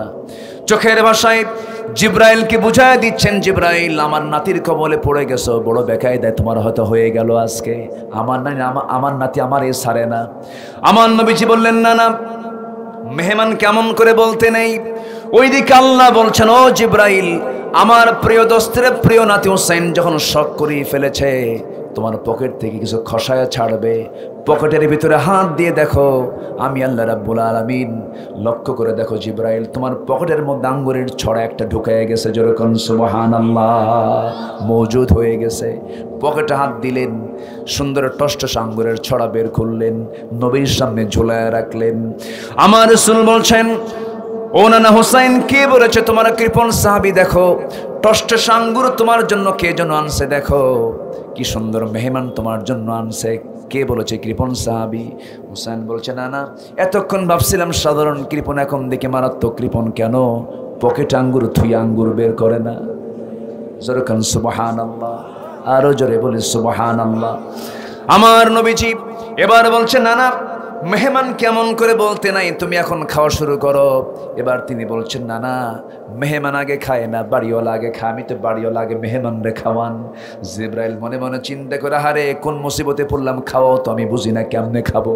যেরকম আল্লাহু আকবার। আমার নবীজি বাচ্চাদের সঙ্গে সময় দিতেন, বাচ্চাদের সমস্ত কথাগুলো শুনতেন। এক সাহাবীর সামনে দাঁড়ানো, তিনি বলছেন, ও সাহাবী, তুমি কেমন আছো? ভালো আছি। তোমার বাসার পাখির নগারটা কেমন আছে? পাখির খবরও আমার রাসূল রেখেছেন। আমার নবীজি বাচ্চাদেরকে টাইম দিয়েছেন ঘন্টার পরে ঘন্টা। আমার নবীজি খুতবা দিচ্ছেন, সাহাবে কেরাম খুতবাগুলো শুনতেছেন। এমন সময় দরজা লাগানো অবস্থায় হুসাইন দরজার সামনে দাঁড়ায়া বলে, ও চাচা, দরজা খোলো। দরজা খোলা যাবে না কেন? রাসূল এখন খুতবা দিচ্ছেন, আলোচনা করছেন। খেপে গিয়ে রেগে গিয়ে হুসাইন বলছে, তোমরা যে নবীর কথা বসে বসে ঘন্টার পরে ঘন্টা শোনো, সেই নবীর চাইতে আমার দাম কি কোনো অংশে কম নাকি? তোমাদের নবীর চাইতে আমি হুসাইন 1000 গুণে বড়। রাস্তা ছাড়ো। ধমক একটা মারলেন, দরজা ভয়ে খুলে দিয়েছে। কারণ বাপ যেমন বিশাল বড় জ্ঞানী ছিলেন, সন্তানও তেমন বিশাল বড় জ্ঞানী। যেমন পিতা তেমন তার সন্তান। হুসাইন ইবনে আলীও জ্ঞানী, হুসাইনও জ্ঞানী। আমার নবীজির সঙ্গে দেখা করার জন্য দরজা ক্লিয়ার করে নবীর সামনে দাঁড়ায় আছেন, কিন্তু মোশান অন্যরকম, মুখে হাসি নাই, মুখটা ভাব গম্ভীর হয়ে তিনি দাঁড়িয়ে আছেন। আমার নবীজি খুতবা ছেড়ে দিয়ে বলছেন, না না রে, মনটা খারাপ কেন? কি হয়েছে বলো? এবার বলছে, না না, মন তো খারাপ হবেই, আমার কি দাম না, আমার কি আত্মসম্মান না, আমার কি ব্যক্তিত্ব নাই? কেন দরজায় দাঁড়ায় থাকি, তোমার সাহাবীরা দরজা খোলে না, আমার কি দাম না? অবশ্যই তোমার দাম আছে। না না, আমি তোমাকে আজকে বেশি সময় দেব না, আমার বেশি টাইম নাই, তাড়াতাড়ি চলে যাব। তবে আমি আজকে তোমাকে 3টা প্রশ্ন করব, 3টা প্রশ্নের জবাব তুমি আমারে দেবা। কি প্রশ্ন বলো? নানা। না 3টা প্রশ্নের ভিতরে 1 নম্বর প্রশ্ন হলো, আমি তোমার চাইতে বড়। রাসূল বলছেন, তুমি আমার চেয়ে কেমনে বড়? বয়সও ছোট, সব কিছুতেই তুমি আমার চাইতে ছোট হবে। না 3টা কারণে বড়। 3টা প্রশ্ন আমি আপনাকে করব। করো। কি প্রশ্ন? এবার বলছে, না প্রশ্ন যদি আমি করতেই চাই, আমি আপনাকে শুধু একাকি প্রশ্ন করব তা নয়, যত সাহাবী আপনার আছে সব সাহাবীর সামনে ডেকে বসেন, সব সাহাবীর সামনে আজকে আমার কিছু কথোপকথন হবে, আমার কিছু বোঝাপড়া হবে। আমার কি দাম নাই নাকি? এবার সবাইকে ডাক দিলেন, হুসাইনকে। এবার বলছে, না কি প্রশ্ন করবে বলো? না তুমি বলো তো, আমার প্রিয় বসার জায়গা কোনটা? আমার বুকটা। না তুমি শুয়ে পড়ো। শুয়ে পড়লেন। দৌড় মেরে গিয়া নবীজির বুকের উপরে বসে রাসূলকে শোয়ায় রেখে বলছে, না আমার প্রিয় জায়গায় বসলাম। এখন বলো তো না তোমার বাবার নামটা কি? আব্দুল্লাহ। বাড়ি কোথায়? মক্কায়। কোন বংশ? কুরাইশ বংশ। এবার বলছে, না আর নতুন করে পরিচয় দিতে পারবে না, এতটুকুই তোমার আব্বার পরিচয় শেষ। ও না তুমি কি জানো আমার বাবার পরিচয়টা কি? আমার বাবা হলেন এই দুনিয়ার সমস্ত কাফের বেঈমানদের জন্য যাকে আসাদ করে পাঠিয়েছেন, সিংহ করে পাঠিয়েছেন, গর্বিত পিতা আলী ইবনে আবি তালিব। সেই আমার পিতা এক পাল্লায়, তোমার পিতা আব্দুল্লাহ এক পাল্লায় যদি দেওয়া হয়, আল্লাহর কসম করে বলি আমার বাবা আলীর ওজনটাই বেশি ভারী হয়ে যাবে। আমার নবীজি কথাগুলো শুনছিলেন, ছোট মুখে এত দামি দামি কথা। আমার নবীজি মুস্কি মুস্কি আসতেছেন, কিন্তু চোখের কোনায় পানি জমে গেছে। এবার বলছে, না 2 নম্বর প্রশ্ন কি বলো? এবার বলছে, না বলো তো তোমার মার নামটা কি? আমেনা। বাড়ি কোথায়? মদিনায়। এতটুকুই তার পরিচয় শেষ। কিন্তু না আপনি কি জানেন আমার নানার পরিচয়টা কি? আমার নানা হলেন, আমার মা হলেন আপনার মা আমেনা। আমার মাটাকে, আমার মা হলেন সেই মা জান্নাতের সমস্ত রমণীদের সর্দারিনী খাতুনে জান্নাত মা ফাতিমা। আমার মা ফাতিমাকে এক পাল্লায় দাও, তোমার মা আমেনাকে এক পাল্লায় দিয়ে দাও। আল্লাহর কসম করে বলি আমার মা ফাতিমার ওজনটাই ভারী হয়ে যাবে। না বলো, তুমি বলো না আমি বড়। তোমার বাপ ছোট, আমার বাপ বড়। তোমার মা ছোট, আমার মা বড়। এবার বলছে, না নাম্বার 3 প্রশ্ন বলো তো তোমার নানার নামটা কি? রাসূল বলছেন, আমার নানার নাম হলো ওহাব জোহরি। বাড়ি তার কোথায়? মদিনায়। এতটুকুই তার পরিচয় শেষ। ব্যবসায়ী ছিলেন, এতটুকুই পরিচয় শেষ। নতুন করে আর কোনো পৃষ্ঠা আপনি যোগ করে লিখতে পারবেন না। তার কোনো তেমন ক্রেডিট নাই, তেমন কোনো অর্জন নাই। কিন্তু নানা তুমি কি জানো আমার নানার পরিচয়টা কি? আমার নানাকে, আমার নানার পরিচয় লিখতে শুরু হলে শেষ হবে না। কোনো কবি কবিতা লিখে শেষ করতে পারবে না, কোনো সাহিত্যিক সাহিত্য লিখে শেষ করতে পারবে না। আমার নবীকে আল্লাহ তাআলা, আমার নানাকে আল্লাহ তাআলা এত দাম দিয়েছেন, এত সম্মান দিয়েছেন। আমার নানা হলেন সর্বকালের সর্বযুগের সর্বশ্রেষ্ঠ মহামানব জনাবে মুহাম্মদ রাসূলুল্লাহ সাল্লাল্লাহু আলাইহি সাল্লাম। আমার রাসূলকে, আমার নানাকে এক পাল্লায় দাও, আর তোমার নানাকে এক পাল্লায় দাও। আল্লাহর কসম করে বলি আমার নানার ওজনটাই বেশি ভারী হয়ে যাবে। আমার নবীজি বুকে বসে থাকা নাতিকে বুকের সঙ্গে জড়ায় রেখে চোখের পানি ফেলতে ফেলতে বলছে, নানা রে আমি আজকে নবী হওয়ার পরও যুক্তির দিক থেকে তোমার কাছে আমি হেরে গেলাম। নবীজি এমন করে ঘন্টার পরে ঘন্টার সময় দিয়ে কথা বলেছেন। শিশুপ্রিয় রাসূল ছিলেন। আমার বন্ধুগণ, সে নবীর আদর্শের দিকে ফিরে যেতে হবে, নবীর আদর্শকে লালন করতে হবে। আমার নবীজি কোন দিকের তিনি মডেল ছিলেন না। যখন ঘরে ঢুকতেন স্বামী হয়ে যেতেন, সন্তানদের সামনে দাঁড়াতেন বাবা হয়ে যেতেন, যুদ্ধে যেতেন নেতা হয়ে যেতেন, নামাজে দাঁড়াতেন ইমাম হয়ে যেতেন, বিচারপতির চেয়ারে বসতেন বিচারপতি হয়ে যেতেন। আল্লাহু আকবার বলেন। আমার নবীর আদর্শের কি কোনো ঘাটতি ছিল? ঘাটতি আছে? কোন নেতা মানো যে নেতা বিড়ি খায়? কোন নেতা মানো যে নেতা গাঁজা খায়? কোন নেতা মানো যে নেতা নামাজ পড়ে না? হাইব্রিডওয়ালা মোসওয়ালা নেতৃত্ব আমরা মানতে চাই না। আমরা নবীর নেতৃত্বে সমাজে কার্যকরী হতে চাই, কার্যকর করতে চাই, ঠিক কিনা? আল্লাহ কবুল করুন, জোরে বলি আমিন। সম্মানিত ভাইয়েরা, রাগ করতেছেন নাকি? আলোচনা চালাই, কোনো কষ্ট নাই তো? আমাদের আদর্শ একজন, তিনি হচ্ছেন মুহাম্মদ সাল্লাল্লাহু আলাইহি ওয়াসাল্লাম। সম্মানিত ভাইয়েরা, সম্মানিত বন্ধুগণ, আমি শুনেছি অনেক মা বোন আজকের মাহফিল আসছেন। মায়েরা আসছে নাকি? হ্যাঁ, মায়েরা আসছেন? বলি আলহামদুলিল্লাহ, জোরে বলি আলহামদুলিল্লাহ। আমি কোন সূরা থেকে কথা শুরু করেছি বলেন তো? সূরাতুল আহজাব, আয়াত নাম্বার 21। আয়াত নাম্বার কত? 21। আল্লাহ তাআলা আমাকে আপনাকে আদর্শ খোঁজার জন্য কাউকে খুঁজতে বলেন, একজনকে খুঁজতে বলেছেন, তিনি হচ্ছেন মুহাম্মদুর রাসূলুল্লাহ সাল্লাল্লাহু আলাইহি ওয়াসাল্লাম। তো সেই নবীর জীবন থেকে মুমিনদের কিছু করণীয় আছে। আমরা কি ঈমান আনছি তো নাকি? আমাদের ঈমান আছে তো? নামাজ না পড়ি ঈমান তো আছে নাকি? নামাজ না থাকতে পারে, হুজুর আপনি কি কন, নামাজ পড়ি না, কিন্তু আপনি কি বলতে পারবেন আমার ঈমান নাই? বুকে আবার থাপ্পড় মারে, ঈমান তো আছে, আছে না নাই বলেন তো? বুক থাপড়ায় বলে, এদিকে নামাজ পড়ে না। আমরা সবাই নামাজ পড়ি তো নাকি? নামাজ পড়েন? নামাজ পড়বো। ফজর পড়বেন কারা কারা দেখি? ফজর পড়বেন কারা কারা? একটা হাত তুলে দেখান, চিৎকার মেরে বলি ইয়া আল্লাহ আমাদেরকে ফজর, জোহর, আসর, মাগরিব, ইশা 5 ওয়াক্ত সালাত আদায় করার তৌফিক তুমি আল্লাহ দিয়ে দাও।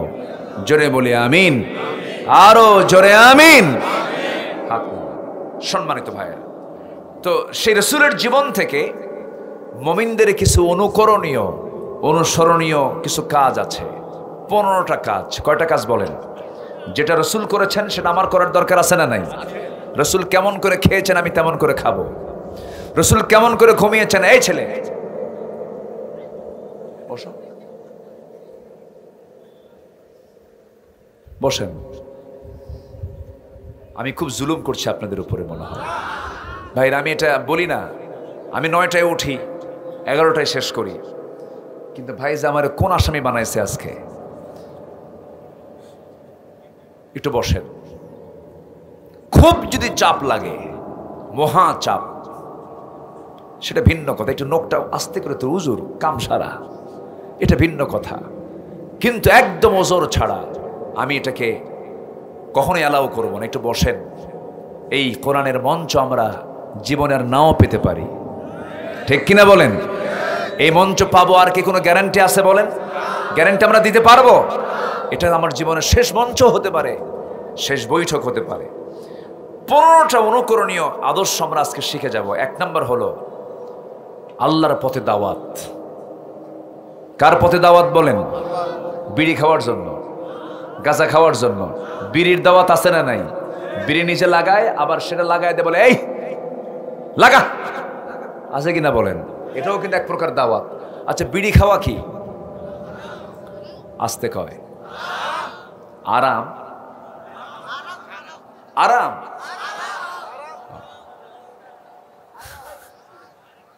আচ্ছা, একটু বসেন। আমার দেশে প্রতিটি ঘরে, ম্যাক্সিমাম ঘরে বিড়ি আছে না নাই? বলেন, বিড়ি আছে না নাই? আর মেয়েদের জন্য আছে হলো জর্দা, আছে না নাই? দাদির মুখে যদি জর্দাই না থাকে, এটা কেমন দাদি হলো? জর্দা হলো কাঁচা, জর্দা ডাইরেক্ট খায়, আর বিড়ি হলো একটু পোড়ায় খায়, এটাই কিন্তু নেশা। এটা কি বলেন? নেশা। তামাকের সাথে কোন নবীর সম্পর্ক ছিল বলেন? অনেকে খুঁজতেছে, দেখি তো কোন নবী খুঁজে পাওয়া যায়। বলেন, তামাকের সঙ্গে কোন নবীর সম্পর্ক ছিল? তাহলে আমার সম্পর্ক কেন হবে? মাহফিলে সবার প্রশ্ন করে, হুজুর একটা প্রশ্ন, কি বিড়ি খাওয়া কি জায়েজ? মানে উনি জায়েজের চেষ্টায় আছে।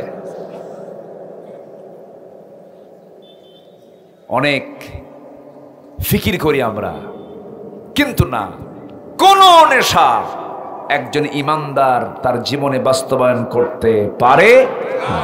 বিড়ি খায় কি পেট ভরে? আচ্ছা, বিড়ি খায় কি স্বাস্থ্য ভালো হয়? তাহলে এটা কি ব্যয় না অপব্যয়? ব্যয় না অপচয়? অপচয়। তো অপচয় কার ভাই? অপচয় যে করে সে কার ভাই? কার ঘোষণা? এমনও লোক আছে দিনে 200 টাকার বিড়ি খায়, 400 টাকার সিগারেট খায়, আছে না নাই? খায় আবার খাওয়ায়, খায় আবার খাওয়ায়, বিশাল ব্যাপার। এটাও দাওয়াত। এটা কি দাওয়াত? এই দাওয়াতকে আমরা দেব? একটু আয়াত বলবো, আমি একটু মনোযোগ দিয়ে শুনতে হবে, কিন্তু আয়াত যত বেশি হবে রহমত তত বেশি নাজিল হবে। একটু আয়াত আমি বলবো, এখন মনোযোগ দিয়ে শুনবেন। আমার দেশে আমি এমন শ্রোতা দেখতে চাই, অদূর ভবিষ্যতে এই দেশে এমন শ্রোতা তৈরি হবে, বক্তা যে আয়াতই বলবে সে আয়াত সঙ্গে সঙ্গে শ্রোতারাও বলবে। এমন দেশ আমরা গড়ব, জোরে বলি ইনশাআল্লাহ। এই চিত্র একটু দেখা যায় কয়েকটা জেলায়, নোয়াখালী, লক্ষ্মীপুর, ভোলা, বরিশাল, এই অঞ্চলে গেলে পরে বক্তা যে আয়াতই তেলাওয়াত করে শ্রোতাও সে আয়াত তেলাওয়াত করতে থাকে। ওদের সবচেয়ে বড় মজা হচ্ছে তেলাওয়াতে, কারণ ওরা তেলাওয়াত বোঝে। কুড়িগ্রামের দিকে কয়েক বছর আগে এক মাহফিলে গেছি, আমি তেলাওয়াত করি, একটু ঘন ঘন তেলাওয়াত করার চেষ্টা করি, আয়াত নিয়ে এসে কথা বলার চেষ্টা করি। এক মুরব্বীর সামনে দাঁড়ায় বলে, হুজুর আপনি কি বাংলা পারেন না? কি মুশকিল। একটু মনোযোগ দিয়ে শুনবেন। সূরাতুন নাহলের 125 নম্বর আয়াত, আল্লাহ তাআলা তার রাসূলকে হুকুম করছেন, যে হুকুমটা আল্লাহ তাআলা আমাদেরকেও করেছেন, বাড়ি থেকে মিলায় নেবেন।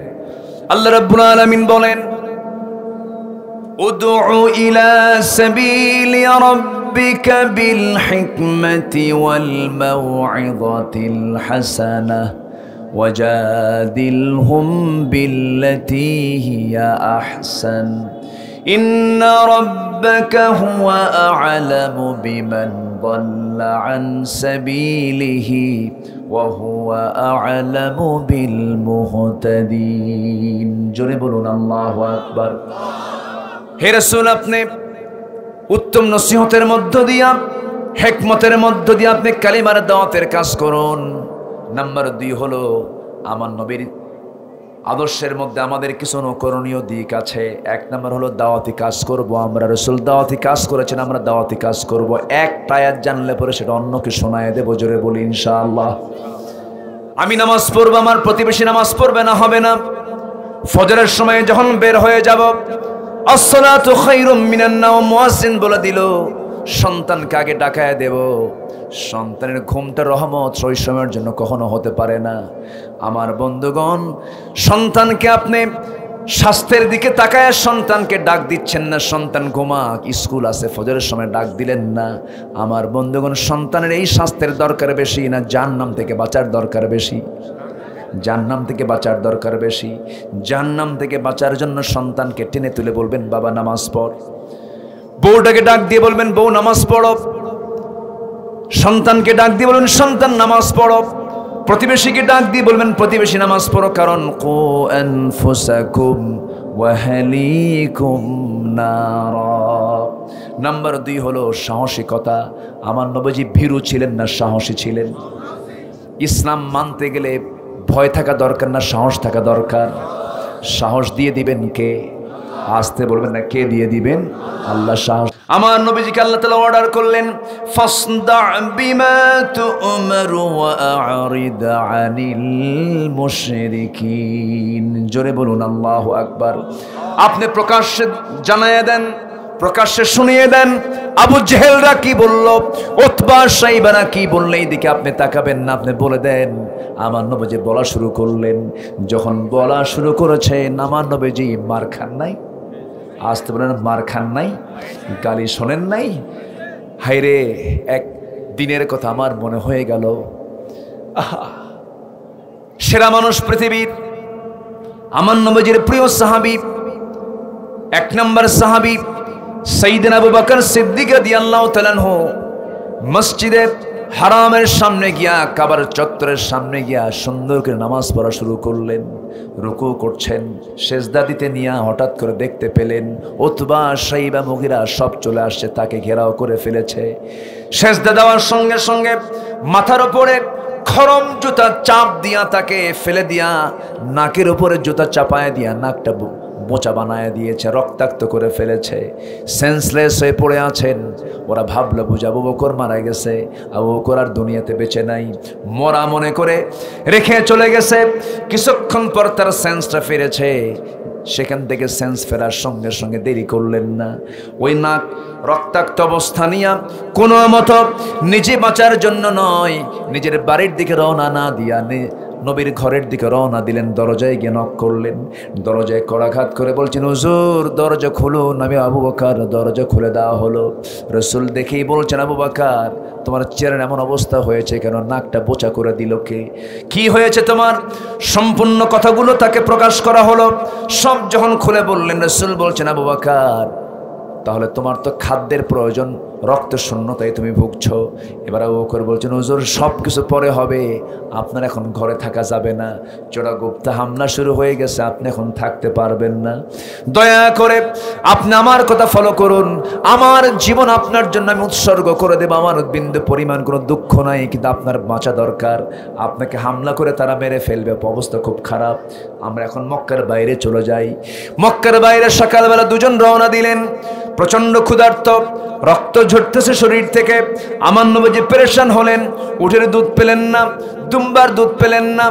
আমার নবীজি খুঁজতে খুঁজতে গিয়ে দেখেন একটা ছাগলওয়ালা অনেকগুলো ছাগল সে লালন পালন করছে।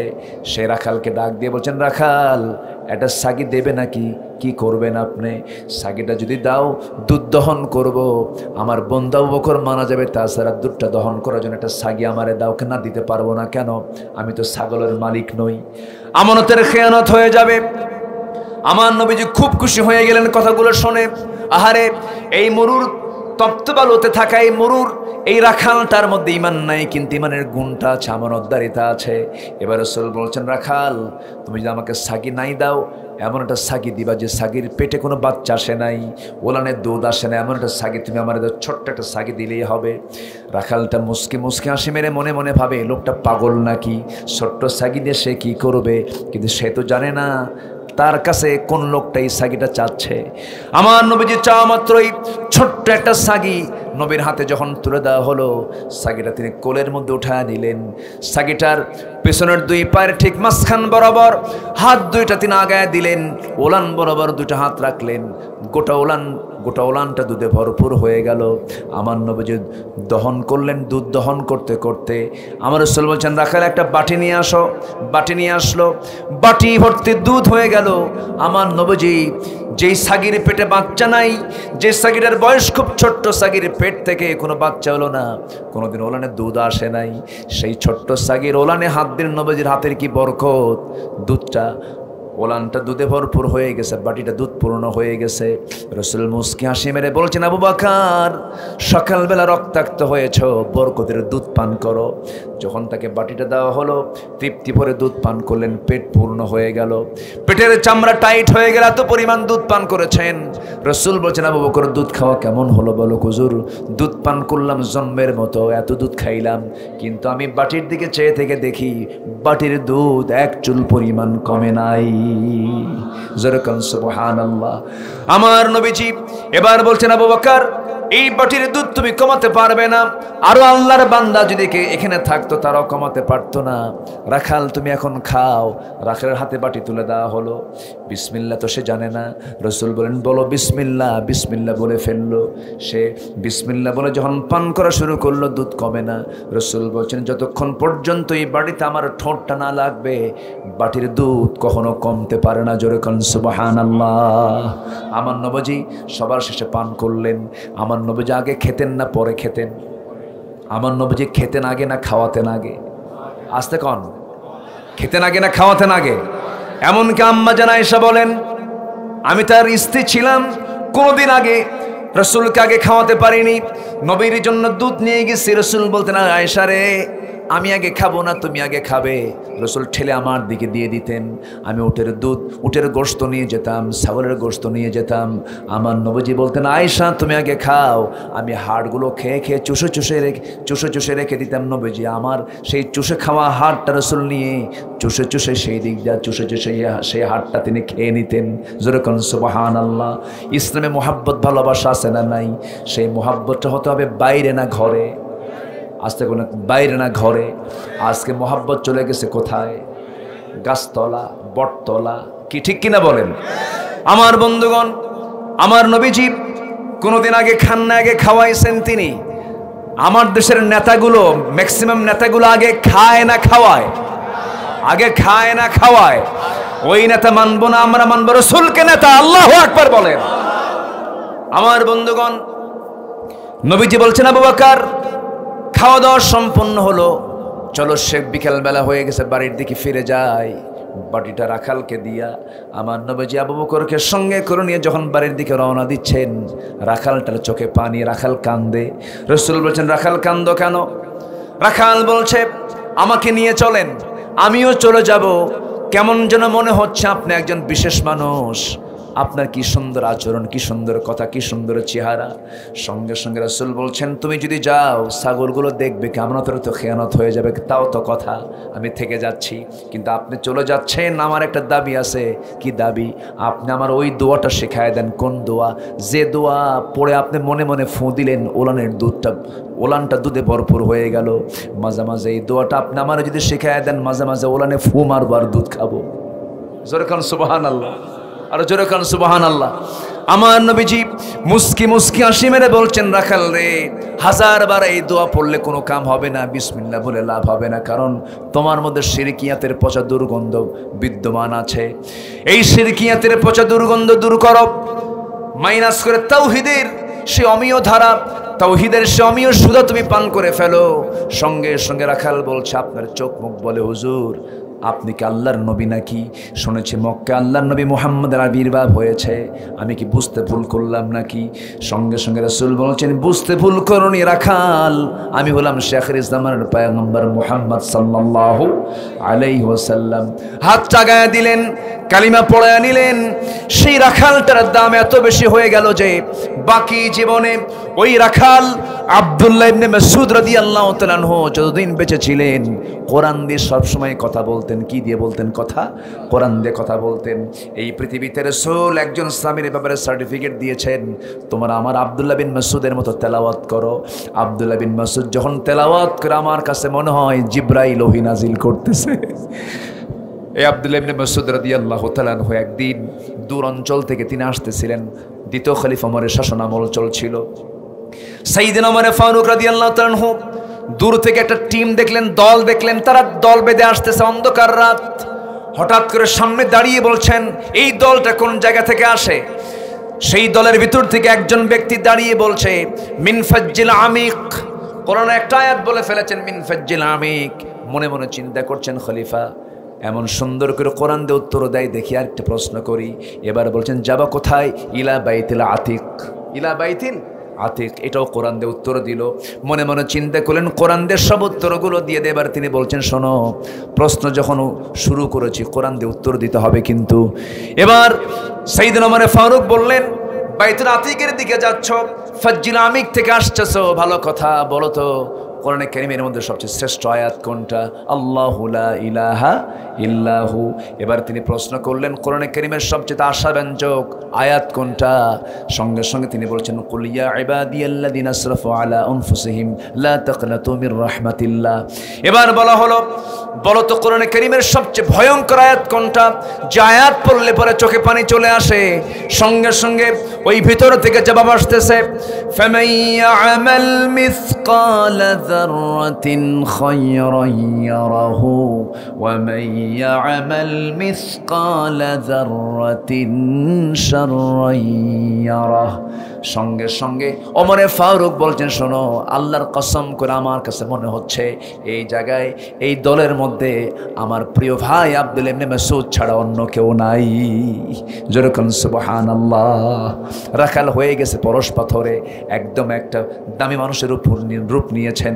ইবনে মাসউদের আঘাতেই আবু জেহেল দুনিয়া থেকে বিদায় নিয়েছে। আল্লাহু আকবার বলেন, আরো জোরে আল্লাহু আকবার। তাহলে আমাদের আদর্শ কে হবে এটা নির্দিষ্ট করার দরকার আছে না নাই? আমার আদর্শ হবেন মুহাম্মদ সাল্লাল্লাহু। আমার নবীজি ভীরু না সাহসী? ভীরু না সাহসী? আমার নবীজি দায়ী ছিলেন, আমরা দায়ী হব, জোরে বলি ইনশাআল্লাহ। আমার নবীজি সাহসী ছিলেন, আমরা সাহসী হব, জোরে বলি ইনশাআল্লাহ। নাম্বার 3 হলো ধৈর্যশীল হওয়া। রাসূল ধৈর্যশীল ছিলেন। আমার বন্ধুগণ, সফলতা অর্জন করতে হলে ধৈর্যশীল হতে হবে। রেগে যাবেন, হেরে যাবেন, ধৈর্যশীল হবেন, পুরস্কার পেয়ে যাবেন। স্বামী স্ত্রীর মধ্যে সম্পর্ক টিকে রাখার জন্য জ্ঞান দরকার আগে না ধৈর্য দরকার আগে? আসতে কয় মেয়েদের ধৈর্য কম না বেশি? তাই তো, ভালোই তো বোঝেন দেখি।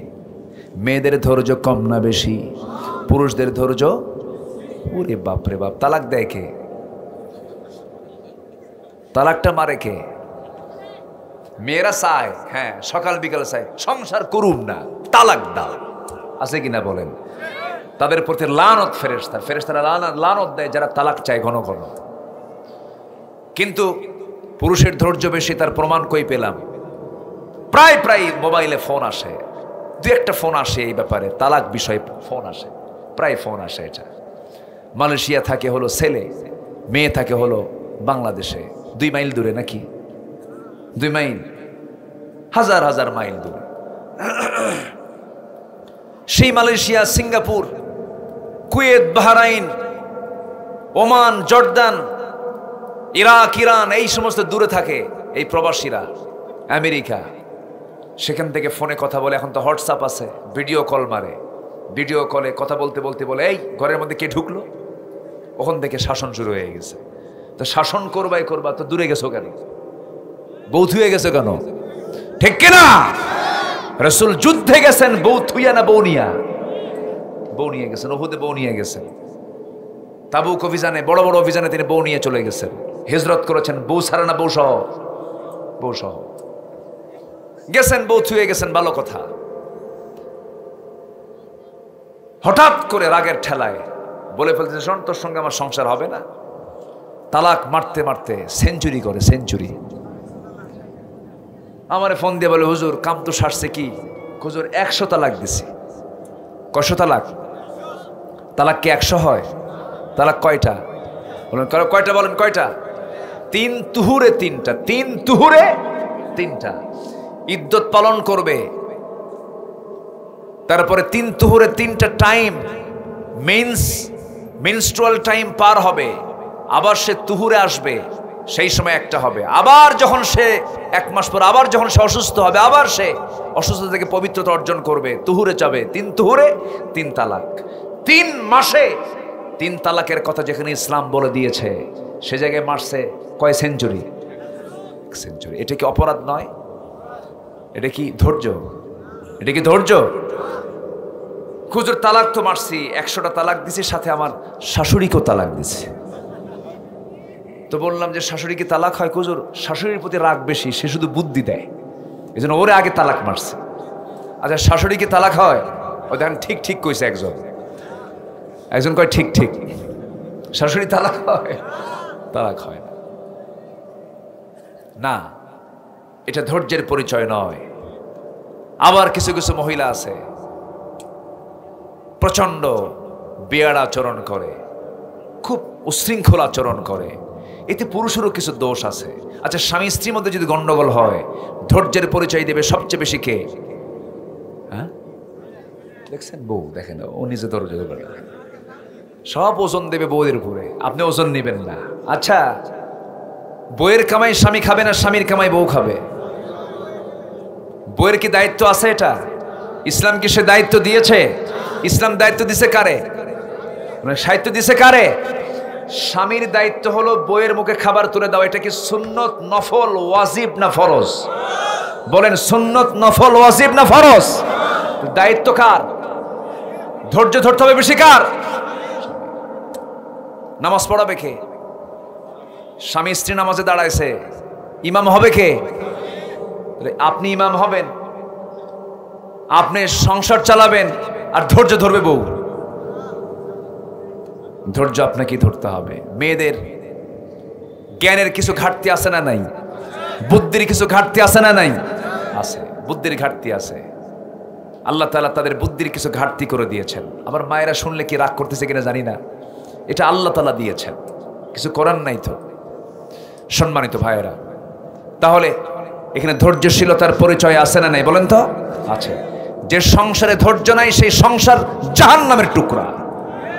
সংসার বললাম, এরকম করে সকল সংসারে সবার আগে ধৈর্য আনতে হবে। রাসূল ছিলেন ধৈর্যের পিরামিড। আল্লাহু আকবার বলেন। তায়েফের কথা দেখেন, উহুদ দেখেন, বদর দেখেন, কত আল্লাহ তাআলা ধৈর্যের পরিচয় তাকে দিয়ে নিয়েছেন। তিনি ধৈর্যের পরিচয় দিয়েছেন 16 আনা। বলি আলহামদুলিল্লাহ। আল্লাহ রাব্বুল আলামিন বলেন, ফাসবির কামা সাবারা উলুল আজমি মিনার রুসুলি ওয়ালা তাস্তাজিল লাহুম। আল্লাহ তাআলা রাসূলকে বলেছেন আপনি ধৈর্য ধরেন। নাম্বার 4 হলো আল্লাহ তাআলা থেকে শ্রেষ্ঠ সুমহান চরিত্র আধার করেছেন, ওয়া ইন্নাকা লাআলা খুলুকিন আযীম। জোরে বলুন আল্লাহু আকবার। নাম্বার 5, পরিবারের প্রতি তিনি দায়িত্বশীল ছিলেন। পরিবারকে কখনো হাতছাড়া করতেন না। কোথাও যেতেন পরিবারের খোঁজ খবর নিতেন। পরিবারকে জাহান্নাম থেকে বাঁচাতে হবে, পরিবারের ব্যাপারে যত্নশীল হতে হবে। সন্তান কি করে, সন্তান মোবাইলে কি খেলে, এটার দায়িত্ব বাপ মার আছে না নাই? আসতে বলবেন না, আছে না নাই? মোবাইলে খেলা আছে কিনা, মোবাইলে নেশা আছে কিনা, মোবাইলে নোংরামি আছে কিনা, মোবাইলে জঘন্য কাজ আছে কিনা, মোবাইলের সময় নষ্ট হয় কিনা। অতএব মোবাইল ব্যবহারে অবশ্যই সচেতন হওয়ার দরকার আছে না নাই? যুবকরা সময় নষ্ট করবা না। মোবাইল তোমার জীবনকে ধ্বংস করে ফেলবে। খুব সাবধান থাকতে হবে। দেখবেন গ্রামের বিভিন্ন জায়গায় মোড়ে মোড়ে যুবক কয়েকজন বসে বসে খেলে হাসে আর দেখে, হাসে আর দেখে, আছে না নাই? মানে শয়তান ওখানে একটা মানে ইনজেকশন পুশ মেনে ধুয়ে চলে গেছে। খুব সাবধান। এরপর নাম্বার 6 হলো আমানতদারিতে ন্যায় বিচার। এটা রাসূলের মধ্যে ছিল 16 আনা। আমার আমানত রক্ষা করব, জোরে বলি ইনশাআল্লাহ। স্বামীর কাছে বউ আমানত, বউয়ের কাছে স্বামী আমানত। কিন্তু কিছু কিছু স্বামী আছে বউকে নিয়ে ঘোরে গোটা শহর, আছে না নাই? R15 হুন্ডা ছিল না কিছু বকরা, R15 সিট, ড্রাইভারের সিট উঁচা না প্যাসেঞ্জারের সিট উঁচা? প্যাসেঞ্জারের সিট উঁচা আর ড্রাইভারের সিট নিচু। তো প্যাসেঞ্জার হয়ে বসে থাকে হলো বউ, ওটা উঁচা থাকে, মানে 2 তলায় থাকে ও, আর নিচতলায় থাকে হলো বউ। তো উপর তলায় রেখে গোটা শহর ঘোরে আর সবাইকে জানান দেয়, দেখো আমার একখান বউ আছে, আছে না নাই? এটা কি আমানত রক্ষা হলো না নষ্ট হলো? নষ্ট হলো। আবার ম্যারেজ ডে, বিকেলবেলা গধূলি বেলার একটা ছবি, বইয়ের চুল ডিজাইন করা, কপাল ডিজাইন করা, চুল আঁকানো, কপাল আঁকানো, চোখ আঁকানো, নাক আঁকানো, সুন্দর করে মেয়ের বইয়ের অর্ধলগ্ন ছবি সুন্দর করে ক্যামেরা বন্দি করে ফেসবুকে আপলোড দিয়ে লিখে দেয়, প্রিয় বন্ধুরা আসুন সবাই মিলে আজকে আমার বউটাকে জামাতের সাথে দেখি। জোরে কর নাউজুবিল্লাহ। বউকে জামাতের সঙ্গে দেখার না একা দেখার? বউ দেখবে কয়জন? বউ দেখবে কয়জন? একজন, যার জন্য আল্লাহ তাআলা বৈধ করেছেন সেই দেখতে পারবে। নিজের বউ অন্য কাউকে যে দেখায়, ওর মতো ছোট লোক, ওর মতো জঘন্য মানুষ পৃথিবীতে আর নাই।